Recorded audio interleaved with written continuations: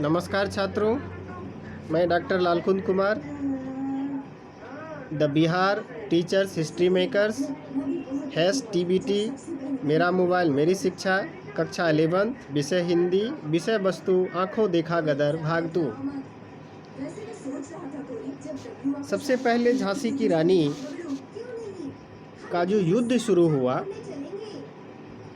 उसी को आँखों देखा वर्णन हमारे कवि कर रहे हैं, जिसमें उन्होंने कहा कि उधर का जो किला था उसका खुद का प्रबंध रानी देख रही थी और किले के ऊपर से वह देख रही है कि कुछ अंग्रेज घोड़े पर सवार होकर मेरे सिपाहियों को दबोचने की कोशिश कर रहे हैं।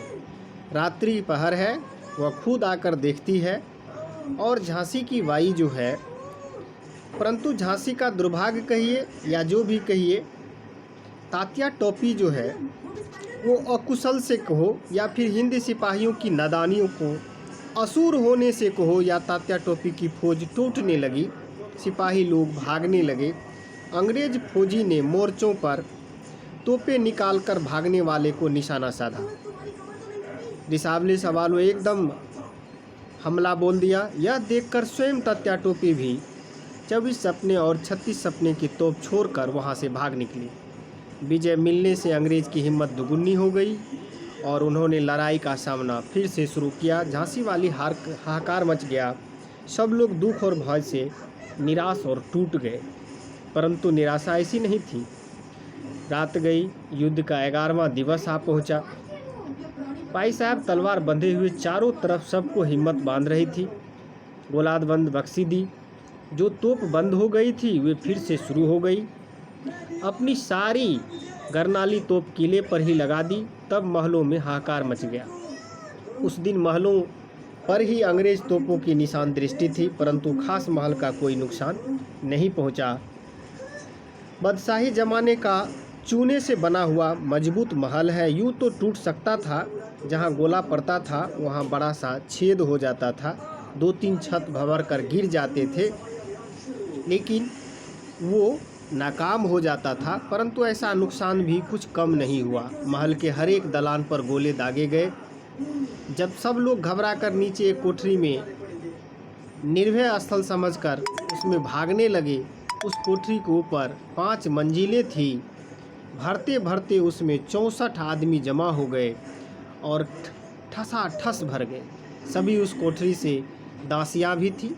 गर्मी बहुत, प्राण से भय के कारण शरीर से पसीना छूट रहा था, सांस छोड़ने की जगह नहीं थी, बिल्कुल घबरा गया था।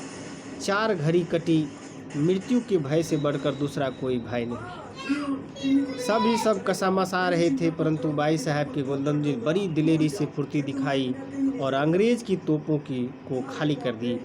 तब कहीं जाकर महल में गोले पड़ने बंद हुए। सब लोग उस कोठरी से बाहर निकले। इस तरह लगातार 11 दिन तक की लड़ाई चली।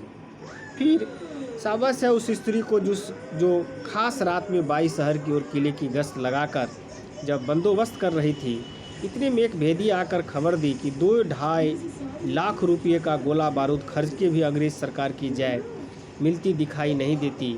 उनका गोला बारूद भी अब चूक गया है, इसलिए कल पहर लड़ाई लड़ने के बाद लश्कर उठ जाएगा।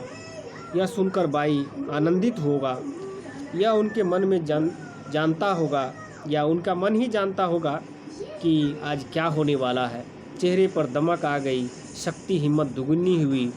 रात को 2 बजे लगभग निश्चिंत होकर वह गहरी नींद में सो गई। लेकिन बाई साहब के ग्रह अच्छे नहीं थे। लगभग पाँव फटने के समय शहर की दक्षिण बाजू के तोप एकाएक बंद पड़ गई। यह खबर लेकर एक आदमी आया और जगाकर उसने सारा हाल कहा। सारी हकीकत सुनकर पेट में पानी हो गया, प्राणे भीतर ही भीतर घुटने लगे। हर 88 पहर तक बहादुरी लड़ने बाद अंत में अंग्रेज ने शहर को सर तक लिया। 6ठी मंजिल पर जाकर मैंने देखने के लिए लगा। उस समय सवेरे धुंधला प्रकाश पड़ रहा था। हजारों मजदूर सिर पर घास गट्ठर रखे पीछे पीछे गोरे सिपाही दीवार चढ़ते आ रहे थे। देखते ही देखते वह ऊपर आ पहुँचे। घास वाले ने दीवार के पास पहुँचते अपनी सिर गट्ठर पर से एक फेंक कर सीढ़ी बना दी। उसके ऊपर होकर गोरे सिपाही उतरने लगे। दीवार पर बाई साहब खुद दीवार की निरीक्षणी कर रहे थे। और उन्होंने खुद बताया